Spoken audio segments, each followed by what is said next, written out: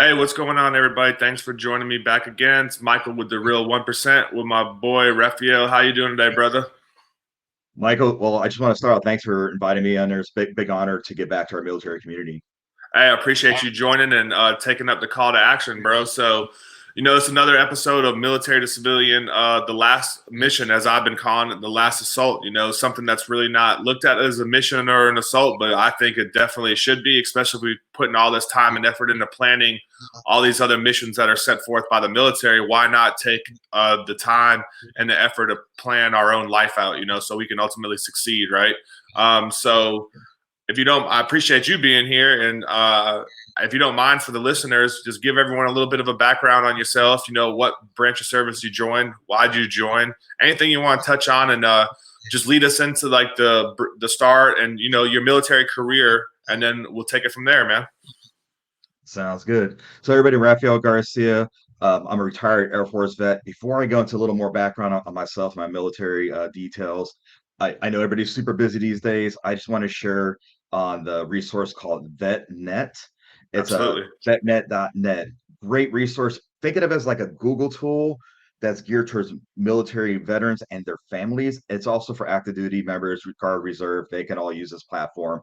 All you do, you pop in when you pop in that email, excuse me, that website there, it'll pop on up zip code, pop in your zip code in the search there, and it'll pull up everything in your area that you can access. And it's all free. Everything's free. There's no like underlying charges with it. Whether it's career services, you need help with paying bills, tuition, you name it, everything's on there. But more happy to talk about that later on. Absolutely appreciate you plugging that in. So if you didn't get anything, like Raphael said, VetNet, man, get that on and start Googling instead of looking up what type of stuff you want to consume. Start consuming what's around you that's available to help you. So, hey, great. Thank you for sharing that and can't wait to talk about more. So go ahead, brother. Perfect. Thank you. Yes, sir. Little background on me. I was born in Hawaii, Honolulu. I'm an Air Force brat. Both my parents served in the Air Force too. They got orders from Hawaii on over to New Jersey. I like to say I got stuck there for 12 years. I actually signed up for the military at 16. Oh, Had dang. my parents' signature. Yeah, I was young. Okay.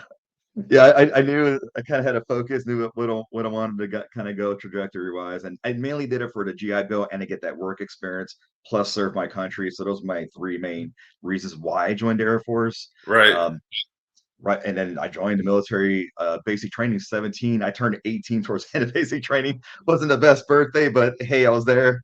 Um, and then went into supply logistics. Did that for about 8 years. Got kind of bored with that career field, and then transitioned to more to operations and meteorology for the last 12 plus years before wrapping up. Um, Background on my family. I reside right now over in Phoenix, Arizona, is where I'm based out of. I have three awesome sons, and then also have a daughter that's going to be entering college soon. So it's a senior year of high school. My one for a girlfriend. There's a couple of my fur babies in that picture down there. So I got two dogs, two cats. They're like big kids. And then just some fun facts about me. Love traveling. I've been to over about 24 countries now. There's still 5 states I got to visit, so 5 more states to visit there. I love festivals, concerts, you name it, have fun. Plug in for that too. Check out if you haven't used it, use VetTix, That ticks. VETTIX. Absolutely, man. Get the free plug on the tickets. Oh yeah, Yes, it's a sir. it's great. So if any vet or active duty guard reserve is not using that, they even got it for first responders too. Take advantage of Absolutely. that. But jumping on over another fun fact, I actually related to the royal family of Hawaii through my grandmother, actually my great grandmother, my dad's side of the house. Nice. How's that been? Pretty good? Yeah, so everybody asks like, "Oh wow, did your family get a lot of land and stuff?" So I don't want to go into all the history of it, but long story short, we don't know who got the land. But let's just say some of the government has some of that land now. So I'm not Yeah. sure what happened to all the records back in the day, but yeah. So yeah, we're not rich at all. You good. You're rich in other things, man. It's all good. So what's those all some of the but go ahead, man. Keep going. Oh yeah. So just want to show a little bit more about in depth with my military background here, some of my assignments and deployments. So I say I'm lucky because I only had 4 deployments in that 20-year period, but I had friends that deployed much more than that. I did 2 tours in Afghanistan, actually embedded with the Army. Oddly enough, little history in the Army Air Corps when they split. For some reason, Air Force got all the weather requirements for both Army and Air Force. So anytime you go to whether Air Force or Army installation, the weather team's going to be Air Force personnel. It's very interesting. So I was embedded with the Army twice in Afghanistan. Also served with the Army at Fort Lewis or Joint Base Lewis McChord now in Washington State, and in Korea for 3 years too. So basically, good chunk of my service was with direct Army support, and also get embedded. You see it through the Navy SEAL in there. I worked with a joint unit over in Germany for 3 years. I had both Air Force and Navy personnel working under me there. That was awesome. We did all kind of crazy missions around the globe. Not Um, bad. yeah, it was really cool experience. I got to see a lot. I got to see a lot of drone feeds and support kind of like the tip of the spear. Some of my assignments you see there with the flags, Germany, Korea, Turkey, Guam. I got lucky. I got some pretty good assignments and stateside wise, Arizona, Washington State, Illinois, and then temporary duty all over the place. What was your favorite duty station then out of all of them? What would you say? Oof, that one's hard. Oh Uh, man. man, that's hard. I would say maybe Germany. And the reason why is because it was centralized and you can travel all over the place. Best neighbors ever had were actually in Germany. And my team was awesome there, but had a lot of great assignments. I was blessed. Where are you at in Germany? So it's closed now, but I was at Sembach Air Base, was where I was assigned to, but they've now moved to that unit I was assigned to has moved to Capone, which is close to like Ramstein. Okay, yeah, I was gonna say you're on the west coast of Germany, right? The west side of Germany. West side, yes, Yeah, sir. I was in Vilseck, man. Okay. Not so pretty, but all you gotta do is get on. It actually is pretty. My bad. It's not so built up. I would say it's small, it's quiet, but Yeah. all you gotta do is get on that train, baby. Get on Oh, Ryanair, get on train's that awesome. train, get on something, and get gone. You're in Europe. You go somewhere for nickels on a dime, man. Dirt cheap, So you gotta love Europe, man. Gotta love Germany. You go to Oktoberfest. So funny thing was I never went to Munich during Oktoberfest, but I've been to Munich. Of course, hit up the Hoffer House. So Yeah, my spouse at the time did not want to go during Oktoberfest. She heard all about all the craziness. So I unfortunately didn't get to partake in that festivity. it's all good, man. We actually got we went down to Oktoberfest and it had a mandatory recall formation for the whole squad for our whole squadron, dude.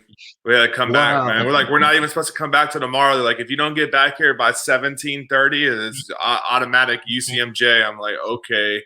Dude, Oh, that's actually, crazy. soldier actually acted wild and into the barracks, and he did some crazy gesture to Sergeant Major, and then I guess they set off the sprinklers system, Oh, wow.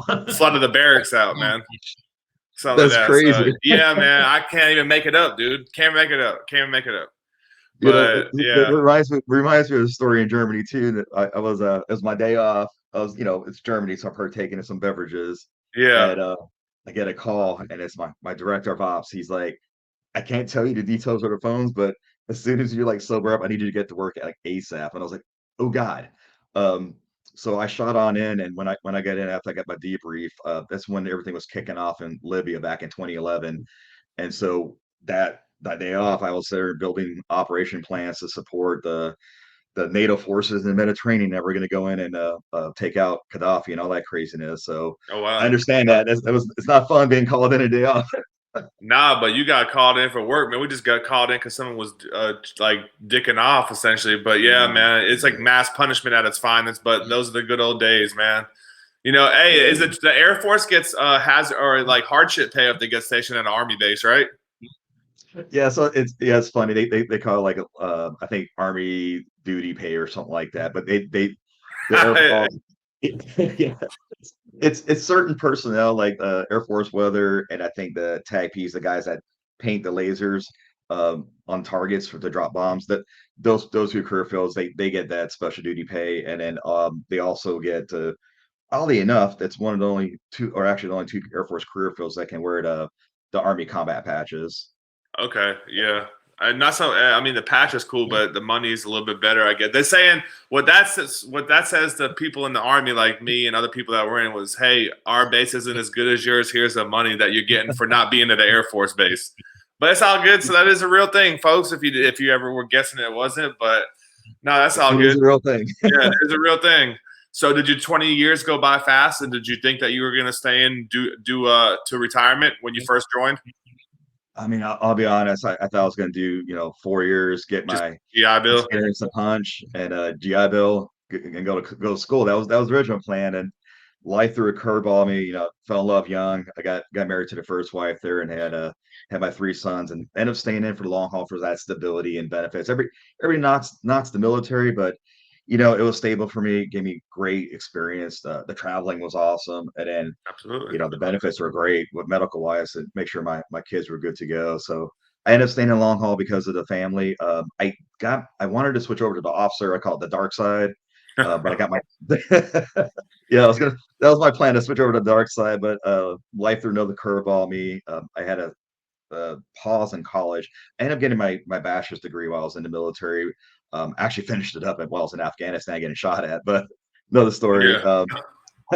But I got it too late before I missed the age cutoff to get for at least for Air Force to switch over to the officer corps side of the house. So I got my degree a little bit too late because I had to pause for a little bit for some family stuff. Okay. All right. Well, hey, at least you're still getting it done while you were in. You know what I mean? You were still knocking it out and being proactive, which is great. What when did you start planning for your departure? Oh, wow, that's a good question. So I would say about seriously about a year and a half out or so. That's when I kind of like start looking. I probably should have started looking even sooner. Now that I know what I know. What Um, made you do that? What made you even start looking at a year and a half out? so I knew my retirement was coming up, and I at the time I was considering staying in longer to make E8.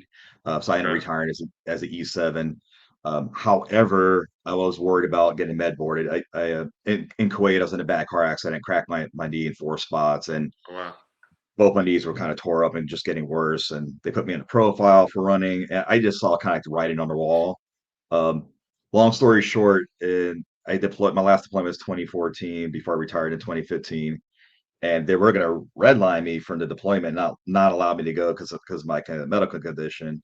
Um, I won't say any names because the person probably wasn't supposed to do this, but I begged them not to redline me because I didn't want. I know how that is. What they'll do is they'll take somebody that's not supposed to go in that deployment cycle and throw them in there last minute. Not cool. I didn't want to do that to a fellow service member. So I convinced them to let me go to Afghanistan and do my thing one last time. Um, Long story short, so I kind of knew I was going to be getting out of the service because of the medical condition and my retirement was looming up. So I started going to like seminars and various events in mainly the greater Seattle area. Started Okay. started doing my networking, started learning what's out there. I even went to like entrepreneurial courses, like in real estate and other things. Just trying to learn, right? Just figure out what's out there, and that's when I fell in, not just in the TAPS program, but at the time they had something called Northwest Edge Transition Program that was voluntary and separate from TAPS, from the Transition Assistance Program. Okay. Uh, I got into that when I got back from my deployment, and that was great. They helped you like write a LinkedIn, they helped you do a resume review. We did tons of mock interviews with actual managers, recruiters from around the Northwest region. So you got face time with employers there.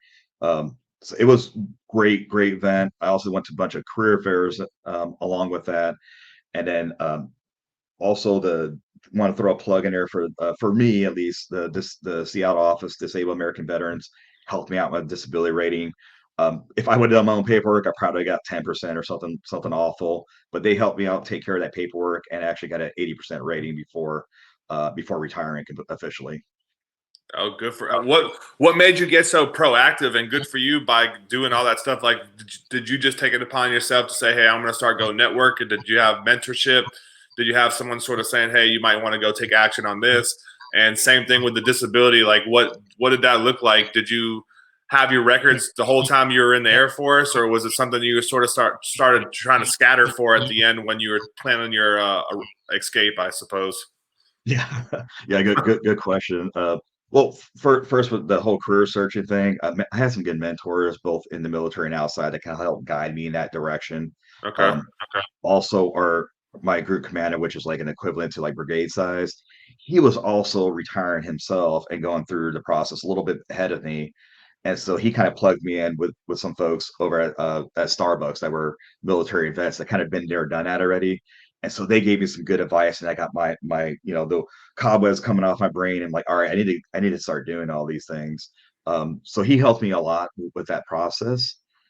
And then jumping over to the Hold on a second, disability. real quick. What they Oh, go tell? ahead. What did he tell you? What did he tell you? What was the good advice? Let us know. Give us at least a little nugget of it. Yeah, so like his advice was like, start early as you can, network widely, be humble because you might have to take a step back. And unfortunately, when in the private sector, unless they're a military veteran themselves, they really don't understand what we can bring to the table. So a lot of times they start us out maybe a little bit lower than where we're at in the military. So he's Yeah. like, be prepared for that, take that step back, prove yourself, but then you can promote pretty quick from there. So that was some of the like direct advice he gave me. And then also for him, for anybody that's getting out, whether you're retiring or just transitioning out, he was like, make sure you know why you're getting out and what you actually want to do when you get out. He goes, just because you're, let's say a military police in the military doesn't mean you have to be a cop when you get out. What do you want to do when you get out? And then figure out where you need to go if you got any gaps there. Okay. And you took heed to that and pretty much ran with that. And did the year and a half probably went by fast though? Once you stepped away from doing your normal, everything and start taking care of yourself, that time sort of just dissipates, right? Way too fast, especially with the deploy throw in there at the end of my time just flew. And to be honest, I probably should have started like 2 3 years out at least uh, to kind of prepare for it. I didn't realize how much of an endeavor it was. I did line something else out before I actually retired, so hence the job in Seattle. So I ended up through actually one of my seminars, networking events in Seattle. I had met this couple who owned a small business. So they owned a small construction company that was um, they did a little of everything. They did like investment property flips. They also worked on like handyman type stuff. So basically, I was supposed to be a project manager for the company. I ended up pretty much running the company Oh, without owning business. Um, but I learned a lot. Long story short, I got the bad day. Just started on it. The dumpster fire for a reason. It was a dumpster fire. They didn't have Look at it put it. They didn't have the resources in place, whether funding wise, personnel, facilities, you name it. It was they were just kind of winging it. Were they profitable? Were they making money? They were not. They were Okay. they were probably barely breaking even. It was Okay. it they ended up closing doors, so that was another reason why I went to pivot to something else.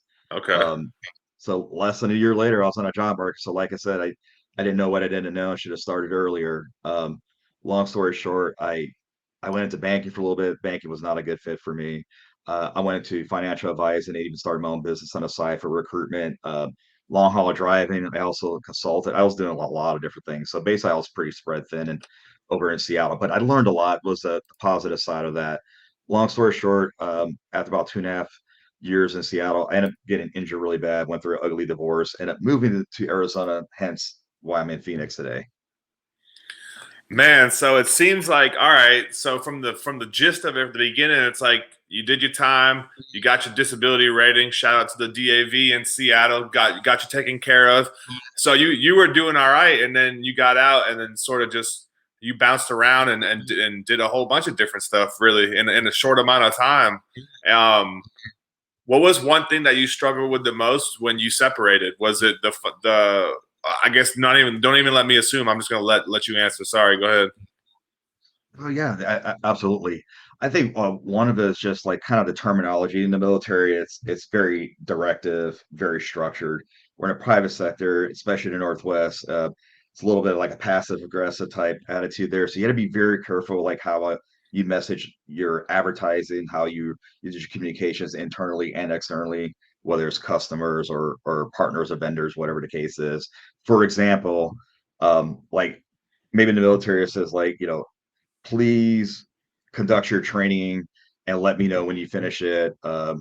You're due for training by this deadline.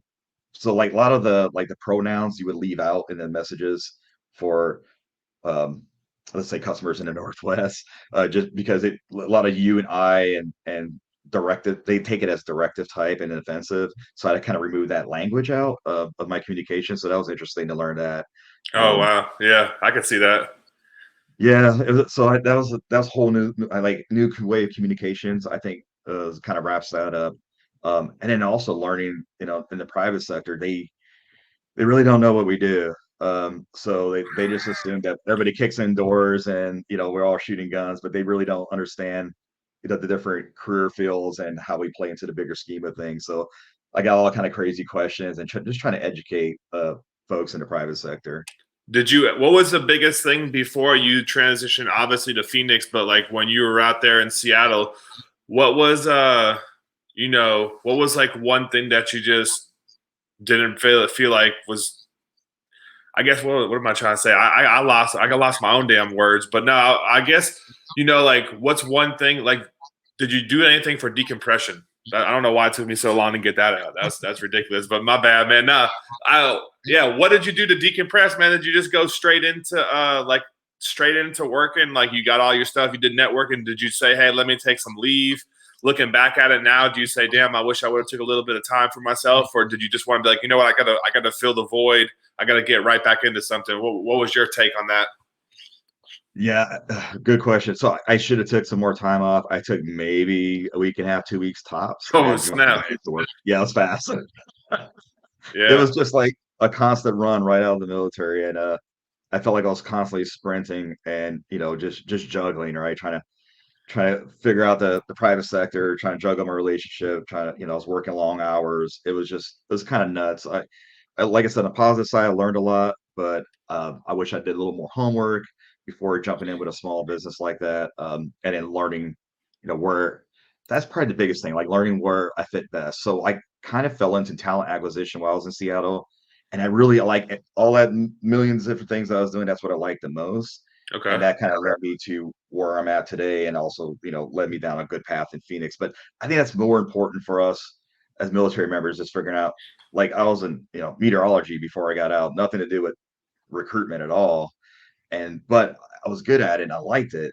and I was passionate about it, and it kind of took off my career into the whole talent area, which is like another I would say like a subunit under the HR umbrella.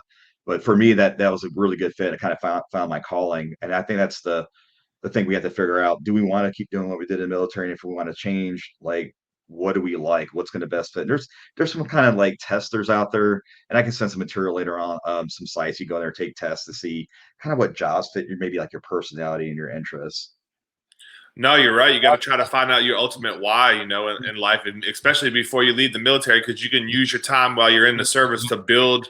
If you do want to transition, if you don't want to be a meteorologist anymore or a cook or an infantryman, all right, I'm gonna do this stuff while I'm in. That way, it might suck now, but at least when I get out, I'm gonna have these opportunities, these doors open. You know what I mean? So yeah, you're absolutely right. Yeah, absolutely. Like, what do I need to do to get there? And I've helped out some. In fact, I'm still helping some out right now with some military folks that are transitioning, and they want to get into like the HR or talent type career path. And so I've been helping them. Some of them even have that experience in the military, but it's different outside. So I'm recommending maybe some education, whether it's formal or certifications or some online courses, just kind of beef up their resume some, and some helping them guide them. And I wish like somebody in that area, obviously I didn't know that was going to be my career path, but somebody in that area to kind of like help guide me there. So I kind of learned things on the fly and trial and error. Now I'm kind of building up, compiling that knowledge and passing it on to help out other folks. No, that's good, man. You learning the hard way, just like I have been doing, man. But no better way to learn, man. You learn it the hard way, what you should have had or what you should have done, and you got to, yeah, you definitely have it ingrained, and you want to pass it on, right? That's why I'm trying to do this, link up with as many people as I can, and share the information, man. Because there's no like plethora. There probably is. I guess you got to go to VetNet and start finding the search, because there are plenty of people out here doing stuff good for veterans. You know what I mean? But I just don't think it's probably highlighted enough. They talk about, everyone always talk about the Wounded Warrior Project or this, that, but there's other people that have way smaller footholds or whatever, and a smaller silhouette, but they're still doing amazing things. So that's I great, agree. man. You know what I mean? That's, so you found your call and you got started doing talent acquisition, and that's what in Phoenix. So how'd your time go there, and what'd you do next? Yeah. So long story short, I came down here.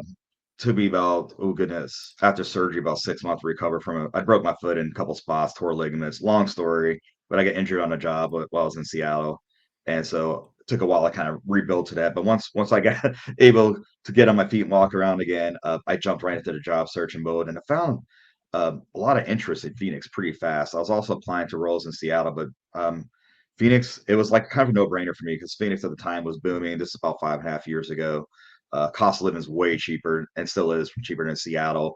And he wanted to pay me more too. I had a lot of interest from employers right off the bat. So I was like, well, let's start interviewing. So it came down to three options. It was um, Arizona State government was trying to hire me. A commercial property management company was also looking at hiring me, and then Republic Services, which is an environmental services, waste, recycling, you name it. That they've expanded quite a bit over the 5 years I was with them.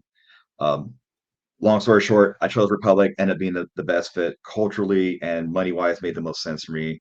And I started in field recruitment, so I was basically recruiting any folks that were like in operations, drivers, mechanics, operations supervisors, anybody in that like frontline type role, doing all the action. So I did that for about year and a half. We got some of the recruitment openings down to like the lowest the company had ever seen. Me and my counterpart just kind of just knocked it out. We busted our butt. Got tapped on the shoulder. Was pulled into another team called University Relations. That's when I really started learning a lot about the company and the talent acquisition field in the broader context. Um, so I started recruiting mainly for leadership development programs at that point, internships, and then I would help out our corporate and finance some other teams to fill like their roles too with direct hires. Um, when I was in that space, I kind of got pulled into a lot of diversity, equity, and inclusion type projects, including hiring military, helping with retention in the military community, and I did about 3.5 years or so with the E&I initiatives on top of my additional duty, or excuse me, my regular duties I had. Long story short, I ended up pretty much helping almost every aspect of the company at some point before getting out there. I felt like I kind of capped out there for learning and position wise. There just at the time wasn't much for me to move into next. Hence, and you can go to that next slide. That'll kind of tee me up Next one, for I got you. yes, sir. And hence, and so it took me about a year out to kind of plan all this. But I did this methodically. I planned all this and gave my leadership at Republic Services lots of heads up to so they can start searching for somebody. But I decided to leave in August of 2022. They actually asked me to stay on a little bit longer in October. So I was working and going to pursuing my master's program in the initial course there from August to October timeframe. It was a lot. My job was pretty intense. I was working about 12 to 14-hour days and traveling a lot across the states.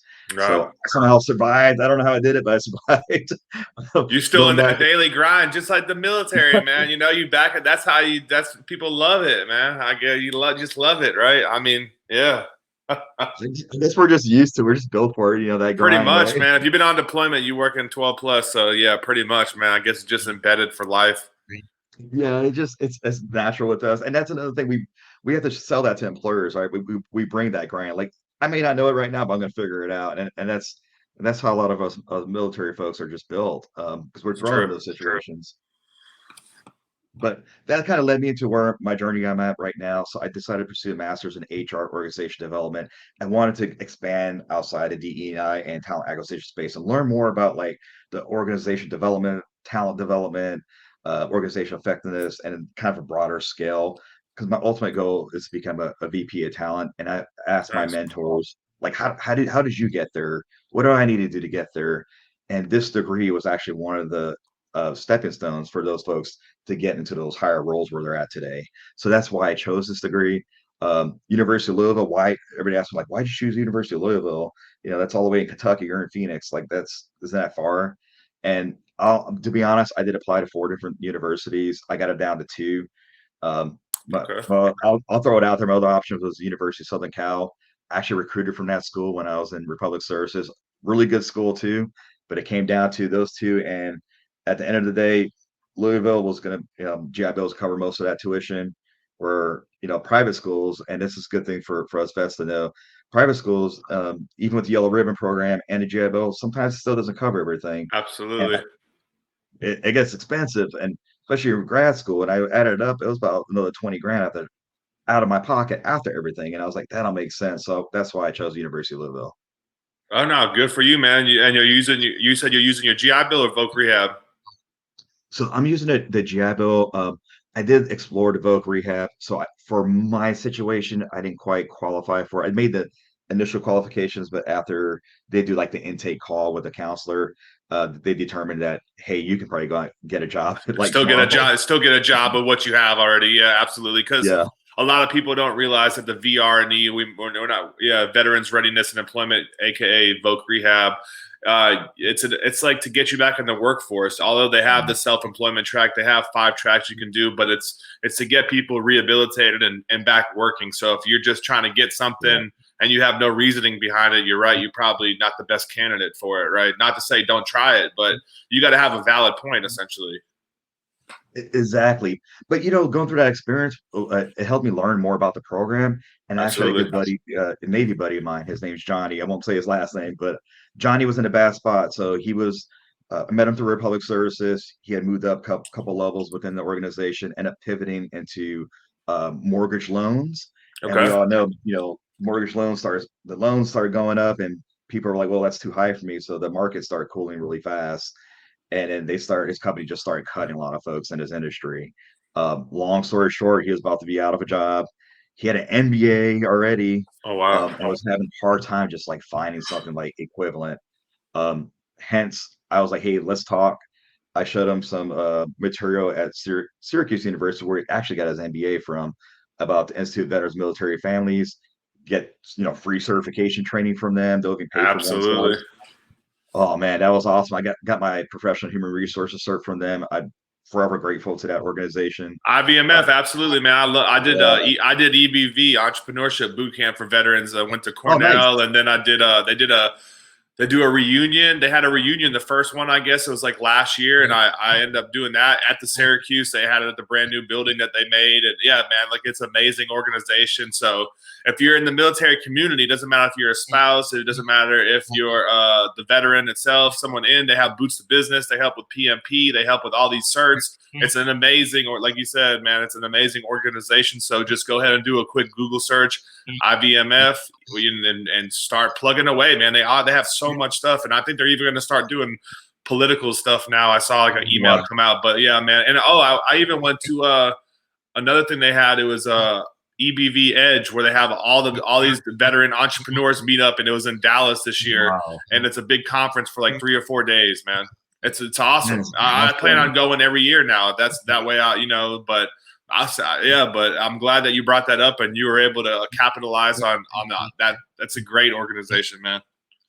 Absolutely. Yeah, that was great. So Johnny get kind of armed with that. And then I told him about the VR&E program. I was like, hey, I think you qualify for that. You should pursue it.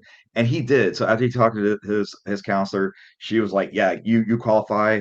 What do you want to do? And he's like, I want to get into I don't know why. That's another industry I'm a little worried about, but he decided to pursue it anyways. Is commercial real estate. So he's going to get his master's in science with commercial real estate, and they're paying for it. So he's happy. He's in the program right now, and it's helping him kind of get to where he wants to go next.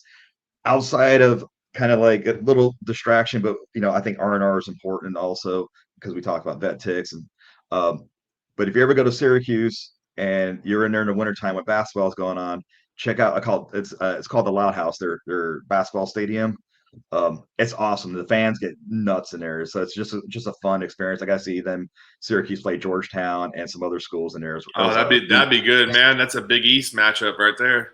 Oh yeah, Yeah, it was a great game. It was like back and forth all game. or Syracuse ended up winning ACC that or six whatever three they're on in now. Friday. But Yeah. dang, that's good, man. Yeah, I went there. It was summer. It was summertime, August. I think I went. Cool. So like they did.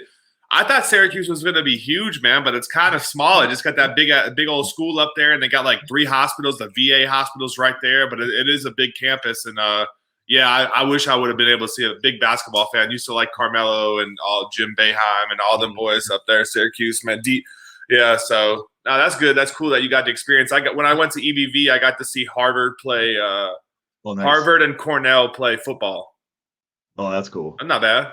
And That's really cool. Cornell has an ice creamery on their campus. Like that was That just I'm saying, like, there's so many things out there for like veterans, and like we're touching. This is just one of the like benefit, one of the things that are out there for us. Like, what's something that while we're on the subject, might as well keep going. What's one of the things? What's one thing minus EBV, IVMF that you use that may not be so on spectrum? Out there in the open. Anything that comes to mind? Yeah, so I would definitely I want to because you mentioned Cornell, so I actually talked to veteran students from Cornell that were going through a master's in business administration, and there's an Okay. organization I didn't know about it until I got into Republic Services and started recruiting for leadership programs, but they're called MBA veterans. I believe they're owned under the Recruit Military umbrella, but they're kind of like a subset of that, and they hold a conference for veterans that are either just starting out their MBA journey or it's their last year about to wrap up. So every fall they have a conference, and they invite only military friendly employers. So, and almost all the representatives from the companies, they're either vets themselves or very familiar with the military community, and they go there and they talk to. I mean, you get FaceTime with all these different employers looking for you, looking for MBA students, for internships if your first year, and if you're second year, they're looking for folks for leadership development programs. And I'll go more into the details of that because that's kind of a broader term for depending on what company you're in. Yeah. Um, also they're looking for like investment bankers, consultants for like Deloitte, Accenture, all those companies. They're there, and it's a huge opportunity. The money's crazy too. You make some six figures quick, get lining up that job. And I had plenty of veterans where I hired as my leadership programs, and almost a year out before graduation, they already knew where they were going. And I had folks that I got vets into our internship program. They loved it. They did so well in their internship. They got an offer already before they even started their second year of school for their MBA. They already got a job already lined up for when they got out. Crazy kind of give you an idea of some of the money. Like one of the programs I recruited for is like a $125,000 base salary. They got like a 20K sign on. Um, not too Not shabby. bad. Also, Not bad. So hold on also real quick. 20% and a bonus. Oh, go ahead. Not bad. Hey, so it's MBA, like Mike Bravo Alpha Veterans, and it's through Cornell University, correct? So yes, Mike Bravo Alpha MBA veterans, I believe it says network. You can type in Google network or conference, either one, it'll pop it up. Okay. And so it's not specific to Cornell. Okay. No Um, problem. My bad. I misspoke on that. they're, they do have partner schools, and when you go on their site, you'll see the partner schools they work with. Just kind of like rattle off the top of my head, like University of Virginia, Okay. University of North Carolina's in there. I believe Cornell is one of them too. My bad. I There's don't a know bunch. why I said that. I don't even know why I Oh, said that's that. no worries. Yeah, well, Cornell's just like one of their partners, but they're pretty flexible. I've had veterans that maybe weren't on one of those core like partner schools. I told them I'm like, hey, still sign up and go anyways because they even have a virtual event even if you can't make it in person. So they do an in-person 2 day event, and that moves around the country. And then they also have a virtual platform after the in-person event if you couldn't make the in-person one, because people got they have responsibilities, right? It costs money to travel, and Right. so they have that virtual one to also connect with those same employers. So they give you a couple opportunities there, and then you can do that in your before you start your first year and right before you start your second year of your MBA program, and they'll take pretty much any of that that's in the Masters of Business Administration program. Great to know because I'm in one right now, so I'd probably be interested Okay. in signing up myself. Be honest with you. Just why not? Why not do it? Try it out. I mean, you never know if there's one in Florida. Then I'll try to step in or somewhere nice. Maybe I'll take the trip, man. You never know. Yeah, definitely. My, Let me touch on the leadership development programs a little bit more because let's do it. those are like, it's pretty broad. So I was like, because when I got into like, what does that mean? What are you looking for? Why are you developing leaders? So every company is gonna be a little different, but like my company, we kind of had at the time two buckets. So one was like a general manager path, and the other one was a like ops manager, operations manager path. They've got other stuff now, but those were the two main paths at the time.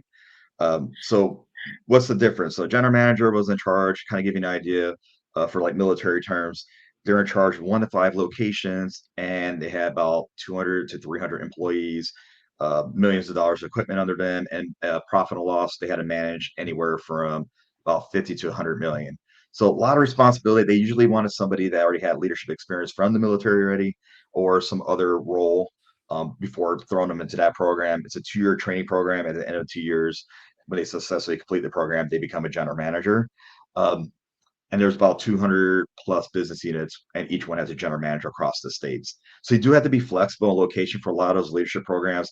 They'll work with you, especially during the training part. Um, they're really, really flexible on those. But when it comes to like placement afterwards, it's kind of like the military, right? You got your dream sheet, but they may stick Needs you to in, the needs to the army. Yeah, you're gonna get sent where you get them orders to. Yeah, absolutely, man. I have some buddies. They lucked out. They got work. Their dream assignment, right? And other ones, they're Oh like yeah. complete end of the country. Like I had like the whole AI, like our whole schooling for like mostly everyone was going to either like Fort Bennett or Fort Bragg or Fort Campbell, and like 2 people go to Italy out of like 100. Yeah, that type of Exactly. deal. Yeah, like there you go. And that's what happened. And they work with you, but then like you said, the needs of the organization come first. So that's something I always tell my folks to keep in mind when they go into those programs, is that a lot of times you do have to be flexible. Most companies are like that, but each one's going to be different depending on industry and what they're doing to you. But there's, and I'll share this when we get to the end, and I'll sense it later on. But there's actually, I believe Columbia University. There's another school. They actually post a lot of different, and it's not holistic, doesn't cover everything, but it posts a lot of different employers that do offer those leadership programs for MBA students. Some programs will take you even if you're not an MBA student.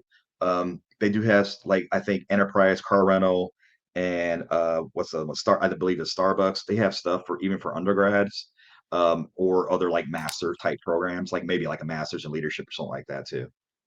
Okay, that's not bad. Good to know. Appreciate you sharing that. Absolutely. All right. Well, so you want to dive into some of the things that you started taking part of, like once you got out the military? Yeah, so Oh, definitely, once things started rolling and it got some breathing room, I was like, hey, I want to get back. Kind of like what you're doing to this podcast, Mike. I think this is awesome. I appreciate want to that. thank you. This is great. So, us vets got to help each other out, right? Absolutely, man. Network with each other. Let's help each other out. So that's what I did, and then from there, I even expanded out. I started helping university students, whether they were vets or military affiliated or not, and then also professional organizations to better myself and network myself too. So kind of go. This is just some of the organizations. You ever go on LinkedIn? There's like a million in there, but yeah. Kind of be careful with that. Don't get pulled in too many projects. You got to sometimes say no. No, you're good though. But no, but you're probably trying to like, I don't know, you got that fire burning, so you're trying to just get involved in so much as you can, or you know what I'm saying? But that's good though, man. I appreciate you coming on here and sharing your story, and letting everyone know what you were doing and what worked, what didn't work, and what you're going through. So hey man, this is what it's all about though, man. Share, get the word out there. There are things that are out there to set you up for success after the military. I just talked to Tierra, my homegirl. She was in the army, and she was saying, like, they used to use scare tactics, which is right, to try to keep you in. Like, oh, you got to just finish your time, or what are you going to do when you get out? Like, there is success after the military, and we're all going to have to face that day one day. So you might as well face it prepared rather than with like plan. Even if you have plan A and B, that plan A and B might blow up in the first whatever, and then you might need a plan F, or you might have that change Frago F to your civilian game plan, but you just got to improvise, adapt, overcome, and keep it going, because there are people out here that want you to succeed. We got VetNet, we got for vet ticks for leisure, there's so many things out there that you probably get like overwhelmed, like someone said, with a fire hose of information to your mouth, and you can only drink so much at one time, right? Absolutely, completely agree with you. And don't let. I always say that, don't let anybody control your destiny. Like, if True. you want to get out of the military, get out. If you want to stay in and retire, that's fine too. But just make sure that's your decision. Don't let somebody like kind of like force you to something you don't want to do. Do you know anyone that got out the military? Any of your friends or colleagues that actually did not get a VA rating before they got out? Or Ooh, not really when you think of it? Just curious, just because I think that's just so life yeah. changing, man. To just do that while you're still in, rather than get out, even if you did do 20 years. But it could be more vital for someone that only did 3 or 4. But what if you broke your foot? You're not going to get a retirement check. But if you didn't go to VA, or you didn't get all that stuff taken care of, or go through the DAV, or a VSO before you got out, you're not going to get taken care of either. You know what I mean? So I just feel like it's so vital to just swallow Yeah. your pride, man. Just get it done. You're not doing nothing wrong. You're not taking away from nobody. That's what everyone loves to say.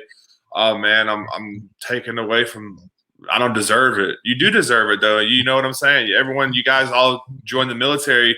You don't deserve to go in there and lie, but if something happened, you deserve to get compensated and taken care of for the rest of your life. So No, that's a good point. I actually got two examples. So one is one of my good friends, Pooty. He did one enlistment, got out. He had some issues while he was in that he didn't really get documented well.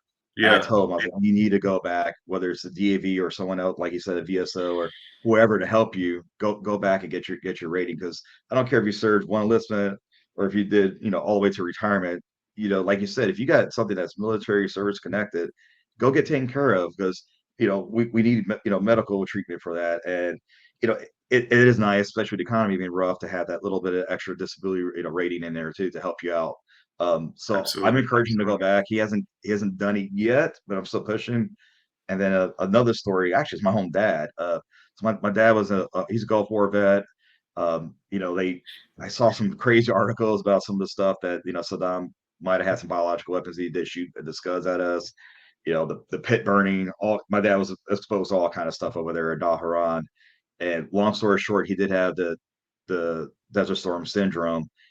Never got checked out. They even got stuff now where they've got like, hey, go now. Like we know about it. We'll get you some kind of rating. And so basically, if he goes in, he'll get some kind of rating. He's like that old school mentality, like, no, I'm tough. I'm not gonna go ask the government for money. I'm not gonna do that. And he's kind of Yeah, stubborn. damn, and your own dad. Yeah, it Yeah, hits home. It hits home when it's so close, man. It's like, yeah. I guess my dad, he was stubborn in his own ways too. You know what I mean? Like just old man, like hey, do this, it might be better, or no, I'm not doing that. I'm doing this, or just stuck in their own way. They're programming their own ways, as everyone maybe have their own program, and that's why it's so important to sort of use your own mind, think for yourself. Like you're not going to have all those decisions made when you get out the military, and that's I feel like after my plan blew up in my face, a little bit about mine was I got out the military. I had 68 days of terminal leave, so I was good on that. I had a job lined up to go work in Alaska as a chef. I was good on that, but I wasn't good on getting my girlfriend pregnant pretty fast out the military. You weren't planning on that, so that's plan A and B pretty much gone, and then you're on to C, and you're trying to do this, and then you're in fight or flight, and then you're not really thinking about what's out there for you. I mean, really, who's thinking about what's out there for them if they're worried about what they're going to do or where they're going to live, or how the hell am I going to move out of my family's house and make it with this girl and make it work? You shut down, man, and then at the same time you have an identity crisis of I didn't know what my why was. I knew my not when you're a single 28, you're about to go make everything changed. So I guess like the moral of the story is you just gotta ultimately play the best hand that you can with the cards that you're dealt with life. But ultimately, there are people out here. I'm sure Raphael would listen to you if you hit him up. He listened to me. I was nothing but a stranger, but we share that bond as a veteran. He answered the call. So people are out here that will answer, the call if you need help or you're looking for something. But I wasn't in really a place to help myself either, man. If I wasn't in a place to help anyone like I am sort of now, try to give back, because I wasn't even anywhere stable myself at the beginning, to be honest with you, man. Just It's hard. that's just how, yeah, it is. But it's not, I think we've done harder stuff in the military. I mean, you can, you know what I mean? You've been in Afghanistan, Iraq, even if you haven't been, even if you just did training or whatever, or you've known people that have passed or whatever the case may be, you're never going to get something that's harder than you can't do. You know what I mean? You can always do whatever you get dealt. You can overcome it. That's what I believe. Nothing can defeat you unless you let it, unless you quit. That's the only way you can lose, if you quit. So, but now, man, I mean, I agree. That's real talk that you're talking there, and it happens. And the reason why I say that it's hard when you transition, whether you're prepared, you're immediately successful or successful later, whatever the case is. It's the reason why I say it's difficult because I noticed two things now that have been in private sector for a while, and of okay, course my time in the military. But the two things, one, I have not found an organization that trains better than military yet. I hate to say it, but military leadership training and our skill in our job training still the best I've ever seen. And two, like I made some really good friends in the private sector, and I still have some great friends now, even though we're not the same company anymore. But the camaraderie that we share in the military, I have friends like, I haven't seen maybe 10 years from the military, but we run into each other and it's just like we just pick up where we left off. And I think we need to take that camaraderie now that we're, whether we're still in or out, and just take care of ourselves in our own community. No, you're right, and it takes us to get overcome the hurdles, whatever we get, start succeeding, and then that way we can give back. Because there are, man, LinkedIn's a beast, man. Like even for this Yeah. podcast, even for when I was looking for jobs, when I was contracting, all you got to do is start reaching out to people. People are willing to help you. You know what I mean? Even if they're not in the military, people love hiring military. There's tons of incentives for companies to hire militaries members. And they what's the worst thing someone can do? They're either going to not answer you or say they're sorry they can't help you. I mean, it's not much to lose on that. It's not much to lose, man. So it's You really don't know until you try, right? absolutely, man. So what anything else that you might want to touch on in regards to programs around that? So what about the one you tell me about at the beginning? What you guys do, the local meetup revelry? Oh yeah, yeah. We'll Yeah, go back to Reveille Foundation for Arizona revelry. and Yeah. Oregon. So Steve Yamamori, the founder and CEO, he's not a military veteran, but he has family members that are, and so he's very passionate about giving back to the military community and the greater community as a whole. So Okay. that's what kind of got him on the road. When he started small, did some baby steps, and was just trying to get some vets like basic services, like for like it's sad to see it, but there's some homeless vets here in Phoenix. And he was like, let's connect you to like basic services. Let's get you shelter. Let's get you medical care, and just started there. And then he rolled into, all right, you're moving now. Let's get you some employment. And that's kind of how where I met Steve. Was my company was hiring drivers. We actually even got a grant where the drivers, they would go through, like they didn't even have to have a CDL for commercial driving, but we got grant funding where they would take them to the whole school. You get the CDL, and then my previous company, Republic Services, and some other employers in the greater Phoenix area would hire them afterwards and then take them and train them more in their specific industry and their vehicles. It was a really cool program. So that's kind of how that space started. He's expanded outside of that now. Then he started partnerships with like Coursera. For those that don't know, Coursera has like online courses. They're through if you sign up through Reveille Foundation's website, they go through like a little verification process.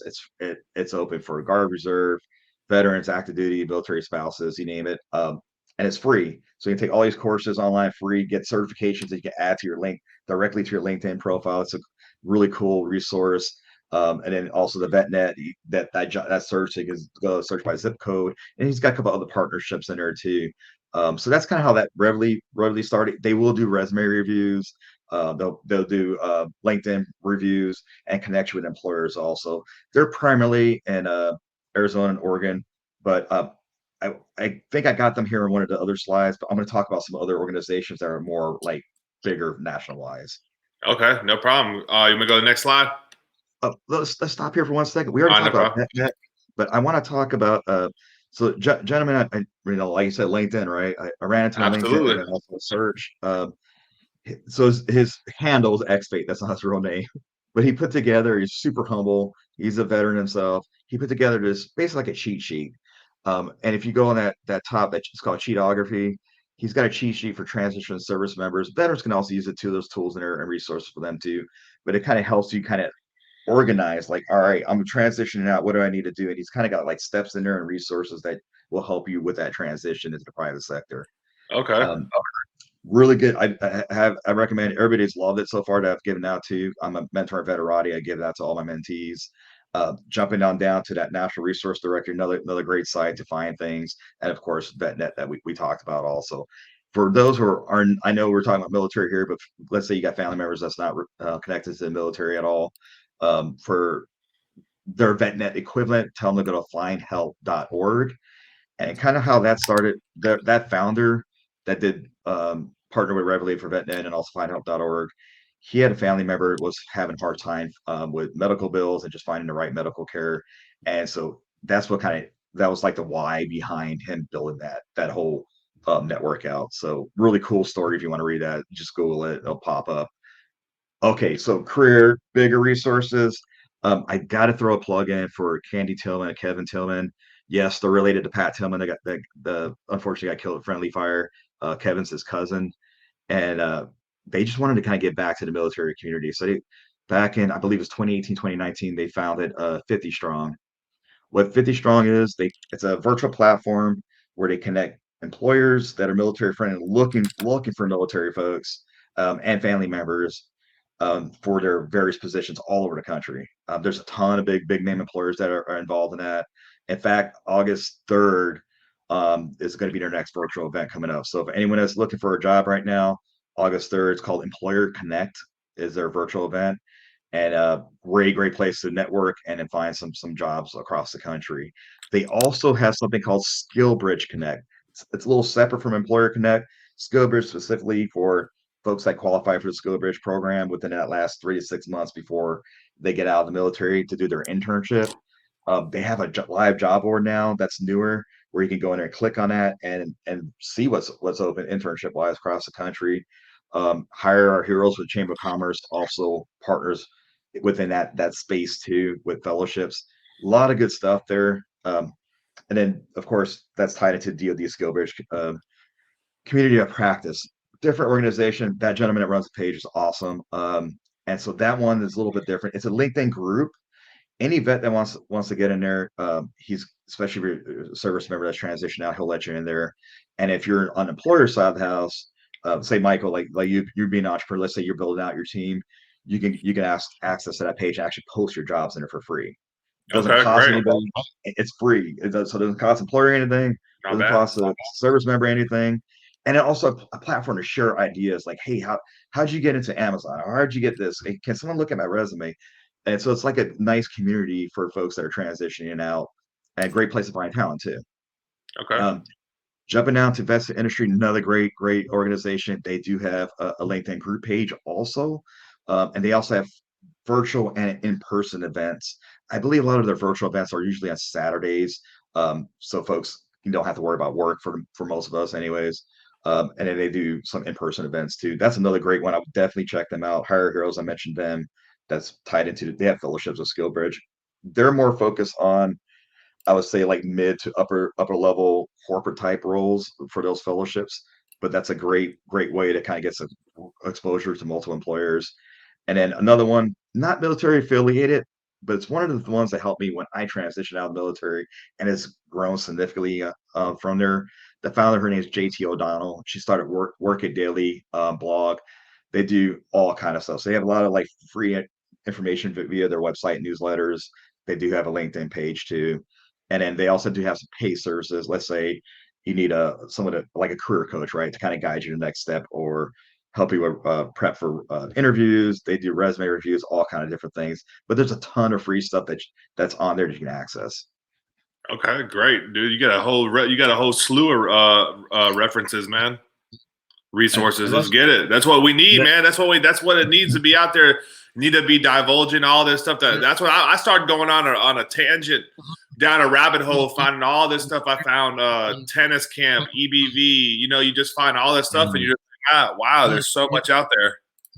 yeah, like you said, there's so much out there. I started like building like a sheet pile like you have, Michael, just like of because there's so much. And this is just like touching the surface. Like, it's not everything, but it's a nice core to kind of get you going. We've talked about. I'm not going to beat this one up too much, but IVMF and then the Coursera versus with the Reveille partnership. Absolutely. There's the links there. Go check them out. I mean, it's free. Um, Jumping down to something a little more targeted to student veterans. So we talk about MBA veterans, but there's another organization called Student Vets America. I'm actually the president of the University of Louisville chapter.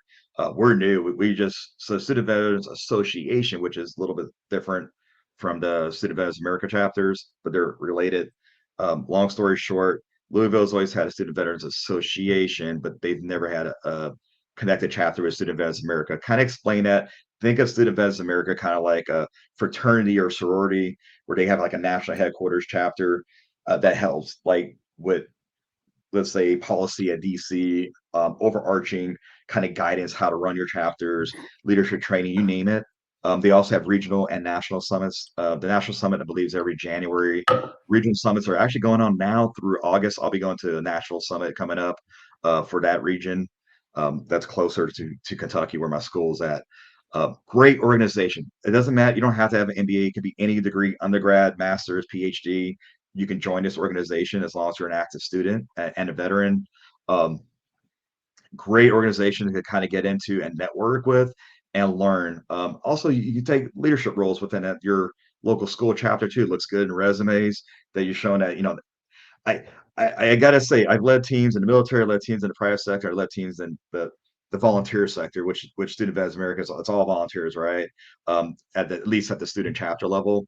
That's probably the toughest, right? How do you motivate somebody that's not getting paid to do Yeah. Oh something yeah. extra, right? Yeah. How you do So it, that, man? that What's the trick? Oh, oh man. So, one I don't know, I played that go kart, like, hey, you gotta help other veterans out, right? Somebody helps you. I'll Yeah, play the go kart. And also not just that, right? Like just like, hey, look how much good we can do with this organization. Like we can give back to our school, to our community, to veterans and their families out there. A lot of that's just like that's enough, right? For them to kind of say, yeah, I want to do that. I that's want to true. help. So those two motivation tactics, and then we do fun stuff too, right? Like, hey, let's plan a barbecue or let's plan some kind of fun event. Let's go get some drinks, and then also partner up with other organizations too. Maybe like I have talked to other chapters. They partner up with like their American Legion or their local VFW, and then they did like joint events, which I think is cool. Now you're kind of connecting to that broader network. Some of the VFWs, American Legions, will actually even give like scholarships and other sponsorships too. Yeah, you're right, man. You never know. You gotta just get out there and look. I got a scholarship I through like a veteran foundation out like Oh, Lakeland, nice. Florida. And yeah, it was cool. We got to go do like a little speech, but like, yeah, there are people out there trying to. There's money. There's everything, man. There's opportunity everywhere. If you just got to look for it, you got to just stop saying what you don't have and just make it happen, like you did in the military, right? You didn't. No one cared what you weren't going to do. They cared what you were going to do and when you were going to do it, right? Pretty much. Absolutely, you're right. You got to do some of the work yourself too. You get motivated. Just look. There's a lot of organizations and folks who want to help. You just got to look around for it and ask, like you said, right? You don't know until what's the worst thing Absolutely. to do? Say no. Yeah, man. That's about it. So, all right. What else we got? I'm gonna go to the next slide, or you got all these ones? What's poets and quaint? Yeah, I'll run down through these real quick. Oh, yeah. So Tillman, Fulbright, those are just some other scholarship opportunities out there. Tillman is directed towards vets. Um, Check those sites out if you want to look for that, like the deadlines and all that sort of thing. I just want to throw a search engine there. Forbes has a good like search engine for various scholarships. There's tons of tools out there. Last one, Poets and Quants. So this one is very a niche. So this is mainly for business schools, uh, particularly for MBA students. So if you're looking to get into an MBA program and you want to know, like, hey, what's the class profile like? Is it a diverse class? Do they have veterans? How good are they ranked? Amongst other MBA programs. Well, what you just want to learn more about that school before making your decision of selection. Check out the pros and quants. They actually rank the different business schools. They'll do highlight like student highlights. Some of them are veterans too that have been on those highlights, and just a great wealth of information. I use that actually as a recruitment tool. So Where did Louisville rank at?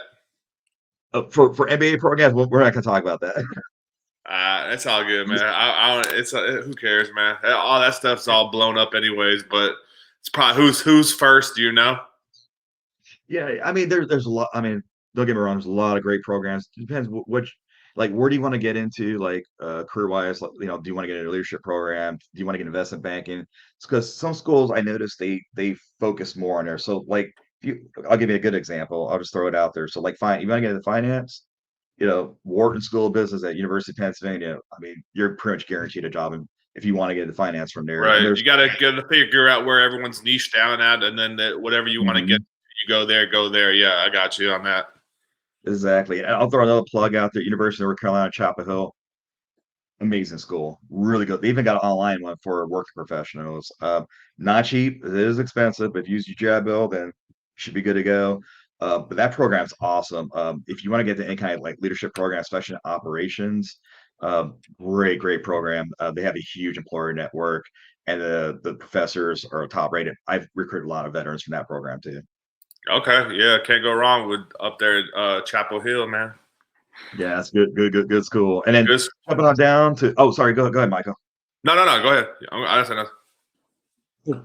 Jumping down to mentorship, right? We all need some help.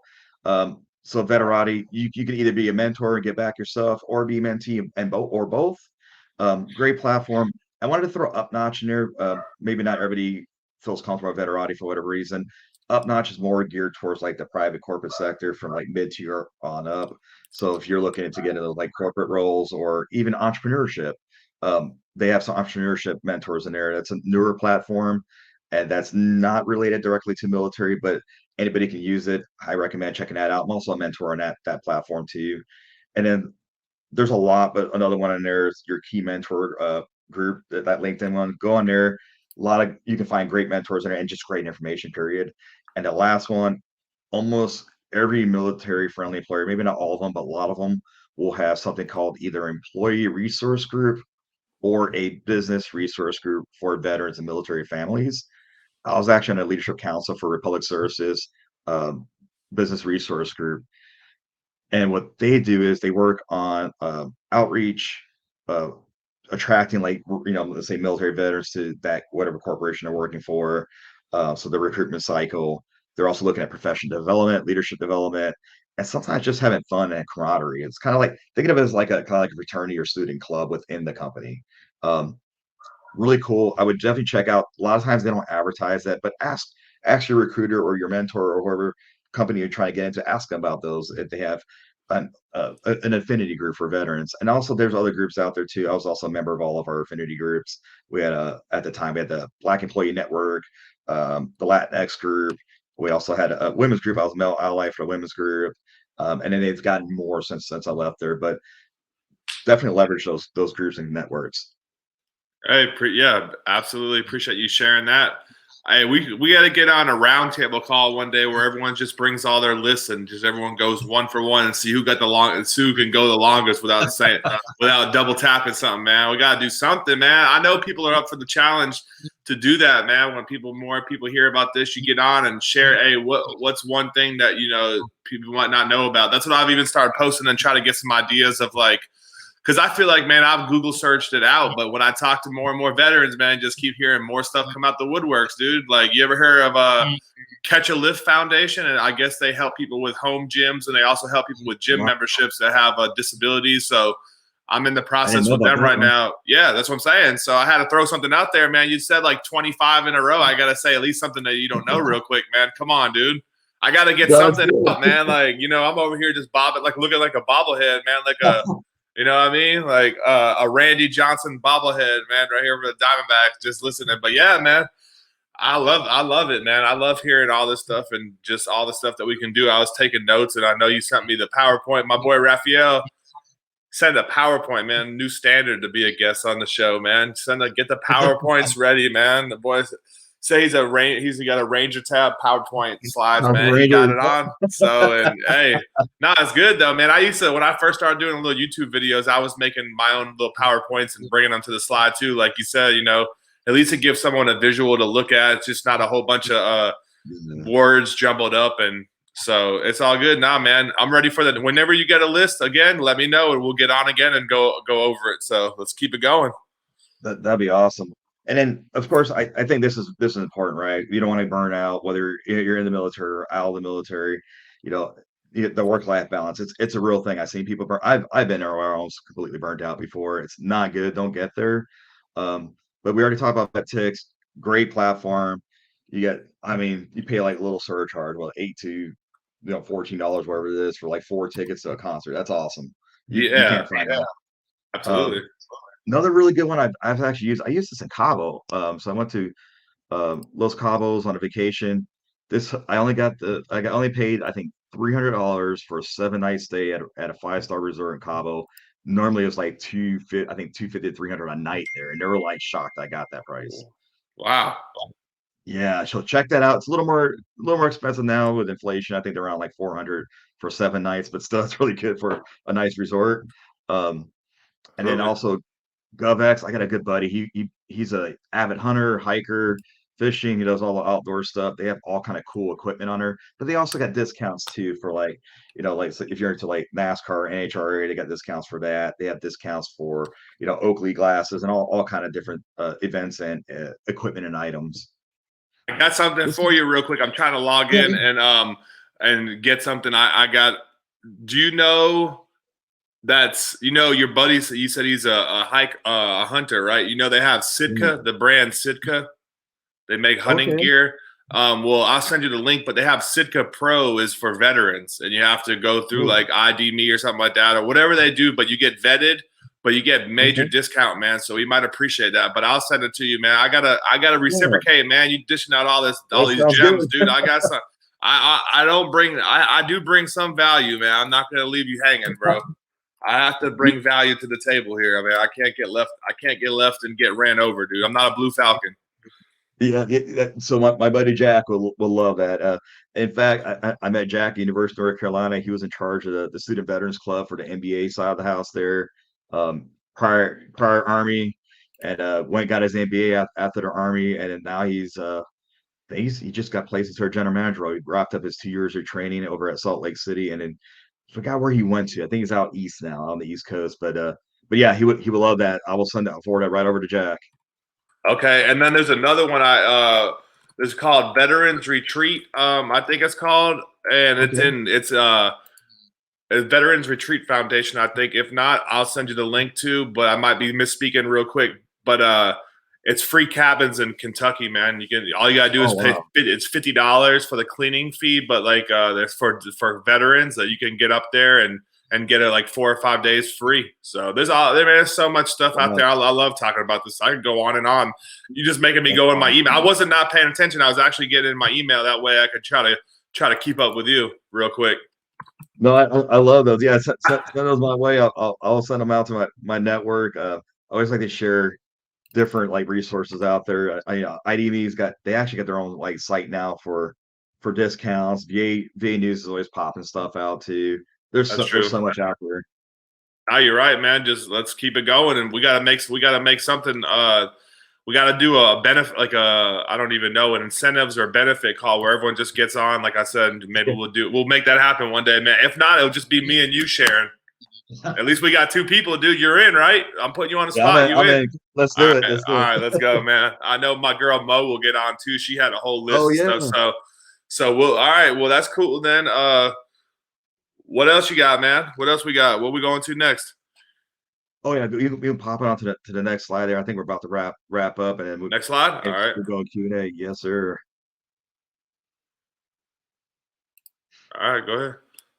All right. So last but not least, there's my LinkedIn.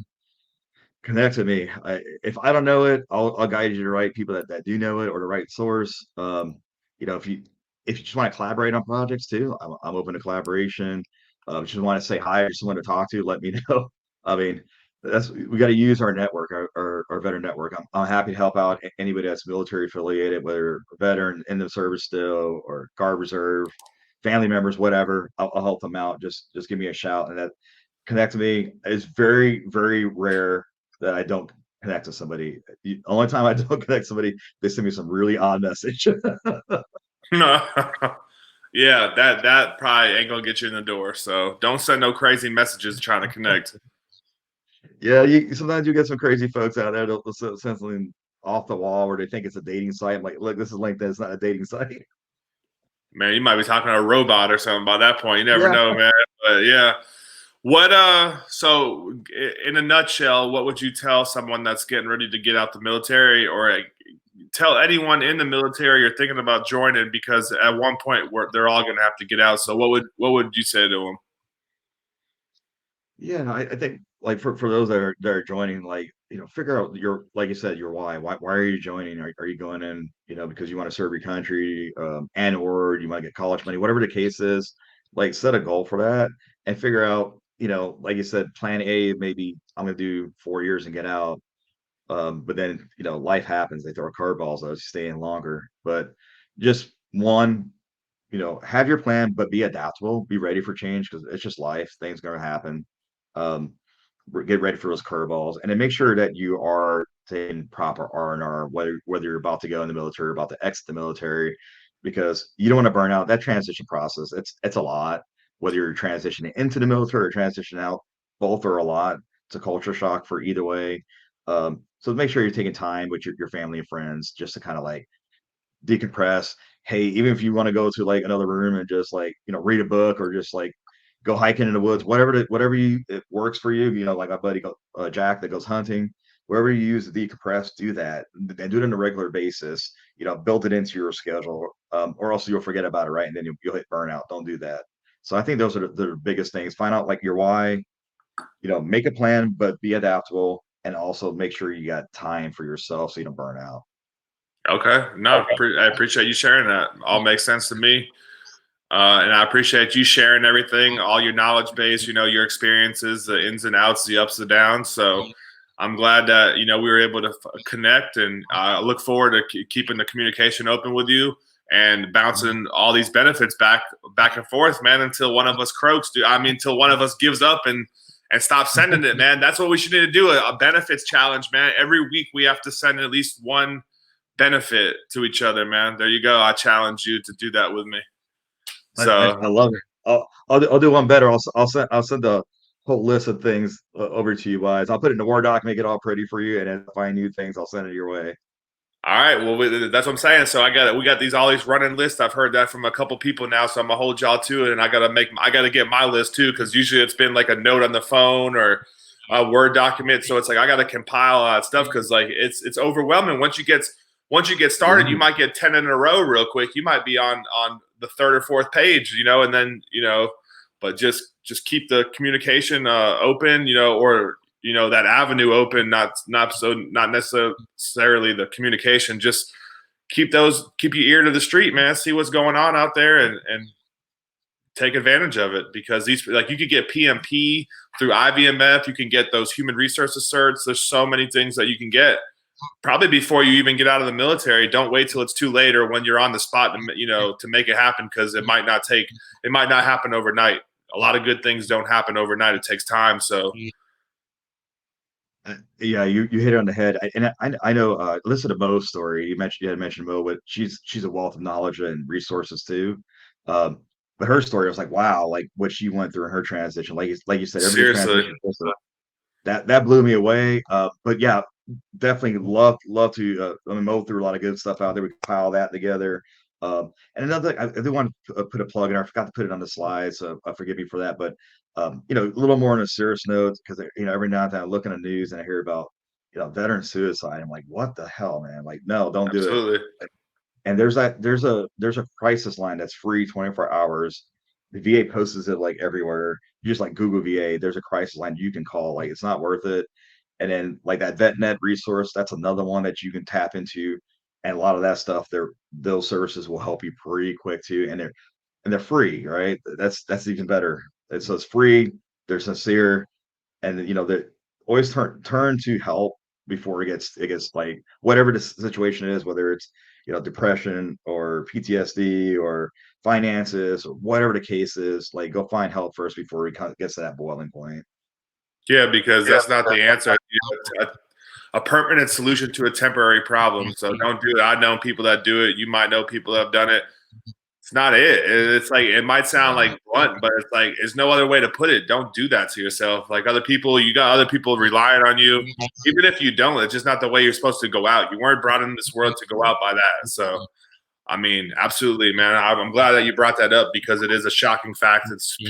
They used to say 22 a day. Now you look on the internet, they say it's even more than that now. So either way, if it's 22 or 2, it's still like, I did the math. Let's do the math real quick. It's like, what, 22 a day times what, 365. So it's like 6,000 something people a year committing suicide, man. That's way too many, It is. So Yeah, well, like you said, one's way too many. Just don't do absolutely. it. You're valuable. You may not think it, but you're valuable. Absolutely. And, I appreciate it. And, if you got anything else you might want to say, the floor is yours, man. I don't want to steal your shine. You came prepared, and you put out a wealth of knowledge, and I appreciate that. And I look forward to, keeping our connection going, man. So you got anything else? It's on you. Oh, well, Mike, I just want to thank you one more time. I think one, this is awesome. You have a forum here to like share, right? There's so many great thoughts and resources out there, folks, experiences, right? Like hearing everybody's different story. Everybody's gonna have different experiences. So you may not relate to maybe like my story or Mo's, but there'll be someone else that's story that you're like, wow, yeah, that's me right Yeah, now. So absolutely. listen to all the different stories on this podcast. I think it's awesome. Use LinkedIn. It's a powerful tool. I know a lot of vets are like, or a lot of service members, they wait to like that last like 6 months, and then they're trying to like get on there. I don't care if you just got in and you're thinking of doing 20 years. Get in on now and start networking early, because you know what, maybe you don't need that transition, but maybe one of your soldiers that they're getting out, they need that help, and now you can direct them to that area. So I say start early on LinkedIn, join the groups on there, and be active, and keep your profile updated on there too. Just a very, very powerful tool. I'm not even graduating December 2023. I'm already talking and like serious talks, probably with three to four employers right now. I did not Nice. apply to any of their jobs on the websites or They anything. found you It's just, though. They found you. yeah, Yeah, that's what they do. but LinkedIn networks. So you use that networking. But and I like to say it again, reiterate it. Reach out to me if you need any assistance at all. Mike, I'll be happy to come back, and if we want to do like a roundtable with Mo and the other crew, and I also got some names too that I'll share offline that I think might be valuable resources, and would love to get back to the military community. Okay, that sounds great, man. I look forward to connecting with whoever that you got to bring my way, and look forward to connecting with you again. And yeah, man, let's just keep it going. And I feel like this can be something bigger than all of us. That's what I try to start it off for. And there's millions of veterans, so the stories are endless. There's endless content. It's just a matter of are people going to listen to it and put note to it, because everyone's sharing their experiences. So it's like in anything, even going back to business, right? You learn. You're not reinventing the wheel. You're learning from someone that's already done it. Okay, you want to be a good investor, just go study Warren Buffett or Charlie Munger or whoever you like as an investor, right? They've already done it. You sort of do what they do and sort of add your flair to it a little bit. Hopefully, as long as you're not changing anything, and Yeah. it can get you light years ahead if you just take heed to what people are trying to put down instead of figuring it out while you're going through the motions. You got to have that. It all goes back to planning. I feel like there's like some crazy. What was that like long saying? I don't know. It's like a whole bunch of P's. It's like piss poor planning, something, something. I don't. You know that? Yeah, Do you sure. know it, I forgot that. I forgot what it exactly dude? I mean. can't I know what remember you it, mean. man. But it's like, yeah. But it's true though, man. Even like as a cook, as a chef, like you got to have prep. It makes life easier. No matter what you do, even as weather meteorologist, I'm sure if you have your stuff prepared, that you know what you're going to say or what's on the forecast, it's a little bit better than going in and just saying it's going to be chilly today, hot tamale or something like that. You know what I mean? Like my dad used to say it all the time, like, what's the weather in Mexico? Chilly today, hot tamale, get it? But nah, man, kind of corny joke, but it's all good, man. Maybe get some likes on it. Yeah, But nah, man, I like that's it. No, it's true though. You do have to plan, and yeah, that's another thing about. So a little plug about meteorology in the Air Force. We even joke about ourselves, right? In meteorology, it's kind of funny. Like military is meteorology. Like why? I didn't realize how important it was, so I got into it, and especially when it comes to like combat operations, like visibility wise, in Afghanistan was awful with these dust storms. all the time, man. Never Um, going nowhere. You're getting grounded all day. Dust storm coming in, right? Horrible. But sometimes we had to go. We had someone got hit by AD or shot or whatever the case is. We still had to get that chopper out there and try, right? And it Yeah, was it was stressful trying to navigate them through that. What's the least thickest crap route I can get to fastest to get this person so they don't bleed out? And it was just like, oh wow, this is real. Like so it was, absolutely. and I think everybody in the military, that's why I say you're all valuable, you're all important because you go through those stressful situations. I don't care if you're like a cook, your special forces, whatever the case is, you all got a part to play. And if that piece of the cog's removed, you get removed out of there, something's going to break down. So that's why I say you're important. And then the private sector, they may not initially realize what you can bring to the table, but you can bring a lot to the table, and not just to for profit, whether you're being entrepreneur track or corporate or whatever, but even organizations that you can join to be a member of, like give back to your community or the vendor community. um you have that knowledge and skill set, and you are adaptable and tougher than you think you are. No, absolutely, man. I think that's a great way to sum it up and close this session. So everyone that's listened for this long, we appreciate you guys and girls joining in, listening. Hopefully you guys learned something. Hopefully you guys can take something away from this message, pass it on to someone else. And if you feel like sharing, don't hesitate to reach out. You can get me at thereal1%@gmail.com, or just, leave a comment on the YouTube channel on a way to connect with you. And that's it. I appreciate y'all. Have a blessed one. Till next time, keep going and keep grinding. Take care, y'all.